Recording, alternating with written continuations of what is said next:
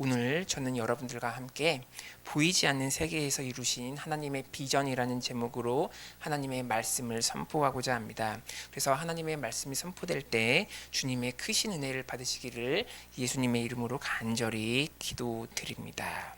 첫째로 본문을 통하여 하나님께서 우리에게 주시는 메시지는, 첫째로 우리는 하나님께서 보이지 않는 세계에서 이루신 비전을 받아야 된다는 메시지를 우리에게 주시고 계십니다. 그래서 우리를 지으신 하나님께서는 예수님을 믿는 하나님의 자녀들에게 즉 비전을 주십니다. 사랑하는 여러분, 여러분이 하나님께로부터 받은 비전이 무엇입니까? 성경은 말씀하기를 하나님의 자녀는 하나님의 부르심의 소망, 즉 비전을 받는다고 분명히 말씀하고 있습니다. 본문 말씀 한번 다음 구절 한번 다 같이 읽어보시겠습니다. 시작. 몸이 하나요 성령도 한 분이시니 이와 같이 너희가 부르심의 한 소망 안에서 부르심을 받았느니라. 아멘. 이렇게 말하고 있습니다. 그래서 위 구절을 보면 우리가 하나님으로부터 부르심과 비전을 받을 수 있다고 분명히 말하고 있습니다. 그런데 많은 사람들이 하나님께서 우리에게 주신 비전이 정말로 있을까 하는 의심을 많이 마음속에 품곤 합니다. 그러나 정말로 있습니다. 하나님께서 주신 비전은 하나님께서 보이지 않는 세계에서 미리 또 선제적으로 또 법적으로 이루신 비전입니다. 그래서 구약 성경에 나오는 선지자 예레미야 보세요. 하나님께서는 예레미야가 태어나기도 전에 보이지 않는 세계에서 예레미야를 미리 아셨고 보이지 않는 세계에서 예레미야의 비전을 법적으로 이루셨습니다. 그래서 예레미야 1장 5절에 보면 이렇게 말하고 있습니다. 내가 너를 모태에 짓기 전에 내가 너를 알았고 내가 배에서 나오기 전에 너를 성별하였고 너를 여러 나라의 선지자로 세웠노라 하시기로 이렇게 말하고 있습니다. 그래서 하나님께서는 예레미야가 태어나기도 전에 보이지 않는 세계에서 내가 너를 미리 알았고 너를 성별하였고 너를 여러 나라의 선지자로 세웠다고 말씀하셨습니다. 즉 하나님께서는 보이지 않는 세계에서 미리 법적으로 예레미야를 열방의 예언자로 세우셨습니다. 그런데 이 말씀을 받은 예레미야는 그 당시에 현실적으로 열방의 예언자는 아니었습니다. 그냥 평범한 사람이었습니다. 아직 현실 세계에서 예레미야가 하나님의 비전을 이루지 못했지만 하나님의 입장에서는 이미 보이지 않는 세계에서 미리 법적으로 예레미야를 열방의 선지자로 세웠습니다. 그러므로 우리는 하나님께서 그의 자녀들을 향하여서 보이지 않는 세계에 이미 법적으로 이루신 비전이 존재함을 알 수 있습니다. 여러분도 예수 그리스도를 믿어 새롭게 하나님의 자녀가 되었으면 하나님께서 보이지 않는 세계에서 여러분을 향한 계획과 비전이 이미 있습니다. 이것은 나이와도 상관이 없습니다. 왜냐하면 우리가 예수님을 믿으면 우리는 영적으로 다시 태어나게 되고 그 즉시 하나님께서 보이지 않는 세계에서 우리를 향한 뜻한 바가 있기 때문입니다. 그러므로 우리는 하나님께서 우리에게 주신 비전을 발견해야 됩니다. 그렇다면 그것을 위하여 우리는 어떻게 해야 됩니까? 다시 다음 본문 구절 한번 보겠습니다. 다 같이 읽겠습니다. 시작. 몸이 하나요 성령도 한 분이시니 부르심의 한 소망 안에서 부르심느니라. 주도 한 분이시요 믿음도 하나요 세례도 하나요 하나님도 한 분이시니 이렇게 말하고 있습니다. 그래서 성경에 보면 성부 하나님, 성자 예수님, 성령님께서도 성삼위일체로서 한 하나님이시고 또 우리의 몸도 하나이기 때문에 우리가 하나님께 하나로 연합되어서 하나님께서 주시는 한 소망 안에 거해야 된다고 말씀하고 있습니다. 즉 우리가 영적으로 하나님과 하나로 연결되어 있어야 함을 말하고 있습니다. 그렇다면 구체적으로 우리가 어떻게 하나로 연결될 수 있습니까? 바로 우리의 영혼이 몸의 종노릇하는 데서 벗어나서 예수 그리스도 영 안으로 들어가서 예수 그리스도의 통치를 받을 때 우리가 영적으로 하나님과 하나로 연결될 수 있습니다. 그래서 주님이 내 안에 거하고 내가 주님 안에 거하는 영적인 상태가 될 때 우리는 하나님께서 보이지 않는 세계에서 이미 법적으로 이루신 비전을 받게 되는 것입니다. 그러나 영적으로 내가 주님과 연결되지 않을 때는 하나님께서 주시는 비전을 받을 수도 없고 내가 아무것도 할 수가 없습니다. 요한복음 15장 5절에 보면 이렇게 말하고 있습니다. 나는 포도나무요 너희는 가지라. 그가 내 안에 내가 그 안에 거하면 사람이 열매를 많이 맺나니 나를 떠나서는 너희가 아무것도 할 수 없음이라. 이렇게 말하고 있습니다. 그래서 우리는 포도나무인 주님께 붙어 있어야 됩니다. 즉 우리의 영혼이 몸의 종노릇하는 데서 벗어나서 그리스도 영 안으로 들어가서 그리스도의 통치를 받으면 하나님께서 만세전에 보이지 않는 세계에서 이미 이루신 비전을 우리가 받게 되는 것입니다. 즉 나의 거짓된 자아가 바라는 비전이 아니라 하나님께서 주시는 높은 차원의 비전이 나를 향하여 찾아오는 것입니다. 그런데 많은 사람들이 세상적인 기준에 맞추어서 자신의 거짓된 자아가 추구하는 것을 비전으로 착각하는 경향이 있습니다. 예를 들어 내가 돈을 많이 벌어 나도 행복해지고 남는 돈으로 불쌍한 사람을 도와야겠다라는 비전은 세상적인 기준과 윤리적인 기준으로도 보면 비전으로 적합해 보일 수 있습니다. 또 내가 올해에는 담배를 끊고 술을 끊겠다라는 비전은 나름 윤리적인 기준으로 보면 맞는 말이고 일리가 있는 비전일 수 있습니다. 그러나 하나님의 입장에서 보면 이러한 소원은 참된 비전이 아닙니다. 왜냐하면 내가 뭘 하겠다, 내가 뭐가 되겠다, 내가 뭘 끊겠다 하는 것은 이것을 이루는 주체가 내 자신이고 궁극적으로 내 혼이 예수 그리스도 안에 거하지 않는 거짓 자아이기 때문입니다. 이것은 내가 더 나은 미래를 향하여 나아가는 것처럼 보이지만 그 주체가 자신이고 그 안에 예수 그리스도가 없으면 자기 개발에 불과하고 제대로 이루지 못할 뿐더러 그 끝은 험으로 끝납니다. 그러나 하나님께서 보이지 않는 세계에서 법적으로 이루신 비전은 그 주체가 내가 아니고 하나님이십니다. 그러므로 주체가 다릅니다. 내가 몸부림치면서 내 자신의 힘으로 노력하는 것이 아니라 하나님께서 주신 비전이 나를 향하여 찾아오는 것입니다. 그 비전이 나를 찾아와 그 비전이 나에게 말을 거는 것입니다. 그렇다면 하나님의 비전이 찾아올 때 우리는 어떻게 반응해야 합니까? 하나님의 비전이 나의 마음 깊은 곳에 자리 잡도록 나의 마음을 완전히 비우는 것입니다. 그렇다면 그 비전은 내가 아니라 하나님께서 이루십니다.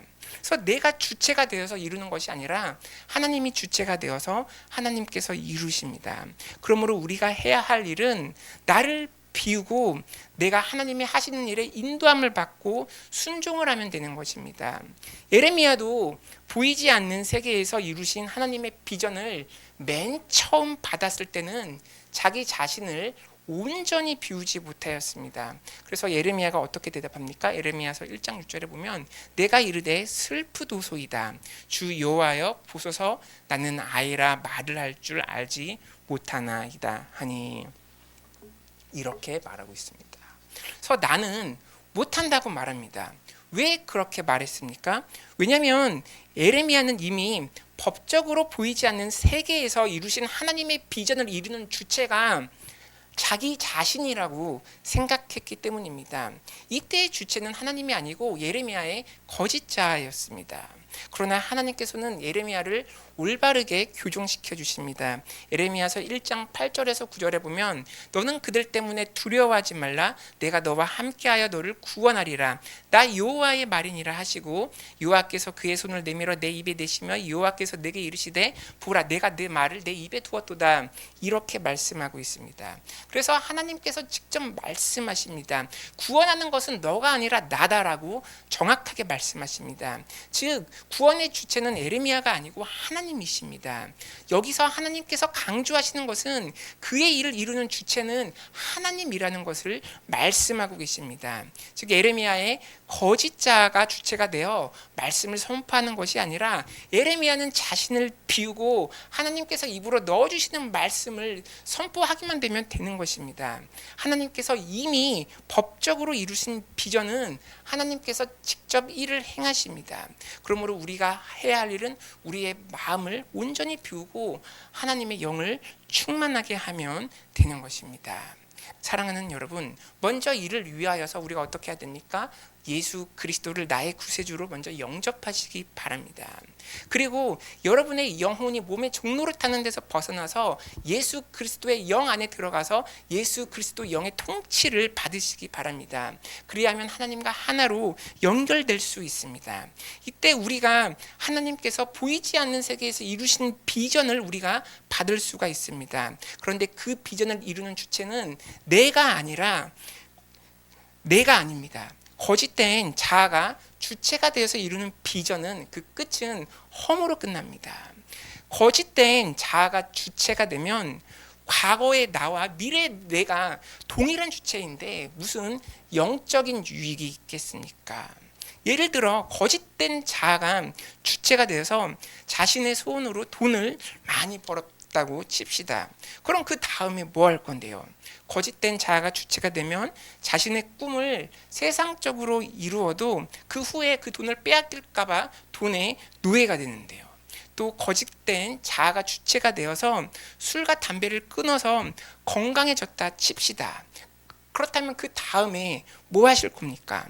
거짓된 자아가 주체가 되면 지금 내가 아무리 건강해도 그 마음의 깊은 곳에서는 내가 그 다음에 뭐 암이나 큰 병이 걸려 죽는 거 아니냐면서 하루하루를 두려워한대요. 이처럼 거짓된 자아가 주체가 되는 소원은 흠이 없어 봐야 자기 개발에 불과하고, 이러한 자기 개발은 예수님을 믿지 않아도 누구나 할 수 있고 얼마 가지 못합니다. 그러나 하나님께서 주신 비전은 그 주체가 하나님이 되어서 그 비전이 나를 찾아오는 것입니다. 사랑하는 여러분, 하나님으로부터 찾아오는 비전을 받으시기 바랍니다. 그리고 그 비전을 이루는 주체는 내가 아니라 하나님이십니다. 여러분이 해야 할 일은 자기 자신을 비우는 일입니다. 그리고 하나님께서 주체가 되는 비전에 순종을 하면 되는 것입니다. 그러면 하나님께서 일을 행하시고 하나님과 성령의 능력으로 내가 할 수 없는 일들을 하게 됩니다. 그래서 하나님께서 주체가 되면 내가 물질의 노예가 되지 않으면서 내가 부욕해 되는 역사가 일어나고요. 담배나 술도 나의 노력이 아니라 하나님의 능력으로 그냥 자연스럽게 끊게 되는 역사가 일어나게 되는 것입니다. 그래서 여러분의 영혼을 통치하시는 하나님의 능력을 체험하시는 여러분이 되시기를 간절히 기도드립니다. 둘째로 본문을 통하여 하나님께서 우리에게 주시는 메시지는 우리가 하나님의 비전과 선물을 받을 수 있는 근거는 예수 그리스도의 십자가 은혜에 근거합니다. 구약 시대에는 그 하나님의 비전과 선물은 하나님께 은총을 받은 특별한 사람들만 받을 수가 있습니다. 예를 들어 구약 성경에 등장하는 사무엘 선지자, 다윗 왕, 에레미야 선지자, 다니엘 등은 특별한 하나님의 은총을 받은 사람이고 이들에게만 부여된 하나님의 은총과 선물이 있었습니다. 그러나 하나님의 아들 예수 그리스도가 오신 신약 시대에는 예수님을 믿는 자는 누구나 하나님께서 주신 비전과 선물을 받을 수가 있습니다. 다음 구절 한번 다 같이 읽어보시겠습니다. 시작. 우리가 각 사람에게 그리스도의 선물의 분량대로 은혜를 주셨나니 그러므로 이르기를 그가 위로 때 사로잡혔던 자들을 사로잡으시고 사람들에게 선물을 주셨다 하였도다. 아멘. 이렇게 말하고 있습니다. 그래서 이 구절은 예수님께서 베푸신 십자가의 은혜와 사랑을 잘 보여주고 있습니다. 우리가 예수님을 믿으면 우리가 하나님의 자녀가 되기 때문에 하나님께서 우리에게 선물을 주십니다. 그런데 예수님께서 우리에게 선물을 주는 과정이 어떻게 됩니까? 바로 본문에 나와 있듯이 사로잡혔던 자들을 사로잡으신 사랑입니다. 즉 과거에 마귀 사탄에게 사로잡혀서 죄의 종로로 타여 죽음을 두려워하는 자들을 해방시키고 주님의 사랑으로 다시 사로잡으신 사랑입니다. 그런데 우리가 받은 이 사랑도 과분한데 주님께서는 우리에게 선물을 주시기까지 합니다. 그래서 이 말씀이 어떤 의미냐면 인류의 조상 아담과 하와가 하나님 말씀에 불순종하여 죄를 짓게 되어서 하나님의 영이 그들을 떠나니까 인류는 타락하게 됩니다. 그리고 하나님의 영이 떠나니까 사람의 영은 더 이상 하나님과 교제를 할 수 없게 되자 우리의 정신은 몸의 통치를 받게 되었고 육체는 병들어서 다시 흙으로 돌아가는 저주를 받게 되었습니다. 즉 타락 이후 저주를 받은 인류는 이 세상에 권세를 잡은 마귀 사탄에게 사로잡혀서 죄의 종노릇을 할 수밖에 없었고 죽음을 두려워하며 희망이 없이 살고 있었습니다. 그러나 죄 없으신 하나님의 아들 성령의 능력으로 하늘에서 땅으로 오신 예수님을 우리가 믿으면 우리의 죄가 다 청산되고 마귀 사탄에게 거짓으로 사로잡혔던 삶에서 해방을 얻고 우리가 자유를 얻게 됩니다. 왜냐하면 죄 없으신 예수님께서 2000년 전에 십자가에서 우리의 죄를 대신하여 짊어지셨고 우리가 받아야 할 죄의 형벌인 그 값인 그 죽음을 주님께서 대신 받으셨기 때문입니다. 그래서 우리가 이 진리를 마음속에 진정하게 믿으면 예수 그리스도의 보혈의 능력으로 우리가 죄의 종노릇에서 해방되는 것입니다. 그래서 로마서 6장 6절은 이렇게 말하고 있습니다. 우리가 알거니와 우리의 옛사람이 예수와 함께 십자가에 못 박힌 것은 죄의 몸이 죽어 다시는 우리가 죄에게 종노릇하지 아니하려 함이니 이렇게 말하고 있습니다. 그러므로 예수님의 그 십자가 사건은 우리를 죄로부터 자유함을 얻게 하는 선물을 주신 것입니다. 즉 주님께서는 우리에게 영혼의 구원을 선물로 주셨습니다. 그런데 예수님께서는 십자가의 사명을 그 십자가에서 그의 사명을 다 이루셔서 우리에게 주신 선물은 영혼의 구원에만 국한되지 않습니다. 주님께서는 십자가에서 채찍에 맞음으로 우리에게 치유와 병고침을 선물로 주셨습니다. 그리고 우리에게 성령을 선물로 주셔서 우리의 연약함을 도와주십니다. 그리고 예수 이름의 능력으로 뱀과 정갈을 밟으며 귀신을 쫓아내는 권세를 우리에게 주셨습니다. 그리고 우리에게 하나님 나라 확장에 동참하도록 하는 그 사명과 비전을 주셨습니다. 이러한 선물은 하나님의 아들 예수님께서 2000년 전에 하나님 아버지의 뜻을 다 이루신 십자가 사건 때문에 가능한 것입니다. 예수님은 이를 위하여서 하늘 보좌에서 성령의 능력으로 성육신하셔서 땅으로 내려오신 것입니다. 사랑하는 여러분, 그렇다면 우리가 해야 할 일은 무엇입니까? 예수님께서 죄사함과 병고침을 2000년 전에 십자가에서 다 이루셨으므로 우리의 죄와 질병을 십자가 앞에 맡기면 되는 것입니다. 그런데 많은 사람들이 아프면 그 십자가를 바라보는 것이 아니라 자신의 병만을 바라봅니다. 그리고 그 병이 주는 그 공포와 두려움에 휩싸입니다. 그러나 우리는 병을 바라보지 말고 우리의 영혼이 예수님 안으로 들어가서 십자가에서 이루신 그 치유와 믿음을 우리가 바라보아야 됩니다. 그리고 하나님의 말씀을 우리 마음속에 심어야 합니다. 그래서 예수님께서 채찍에 맞음으로 내가 나음을 입었습니다. 예, 말씀을 내가 믿어서 보이지 않는 세계에 풀어놓으면 보이지 않는 세계에 그 치유의 실상이 생기게 되고 그 치유의 실상이 마침내 우리가 사는 보이는 세계에 현실로 나타나게 되는 것입니다. 그러므로 우리는 예수님께 우리의 죄와 병을 들어야 합니다. 우리가 죄와 병을 십자가 앞에 맡길 때 일은 예수님이 하십니다. 이를 위하여 예수님께서 십자가를 지셨습니다. 그리고 이 외에도 예수님께서 십자가의 사명을 완수하신 궁극적인 목적이 있습니다. 무엇입니까? 다음 구절 한번 다 같이 읽어보시겠습니다. 시작. 올라가셨다. 그것은즉 땅 아래 낮은 곳으로 내리셨던 그가 그 모든 하늘 위에 오르신 자니 이는 만물을 충만하게 하려 하심이라. 아멘. 이렇게 말하고 있습니다. 그래서 예수님께서 하늘 보좌를 버리고 이 땅에 내려오신 이유는 그 예수님의 십자가를 통하여서 만물을 충만하게 하려는 것입니다. 그렇다면 하나님께서는 만물을 무엇으로 충만하게 하려 하시는 것입니까? 바로 성령입니다. 그래서 만물을 성령으로 충만케 하사 우리로 하여금 하나님을 나타나게 하는 그러한 삶을 살게 하는 비전을 위하여서 십자가를 지신 것입니다.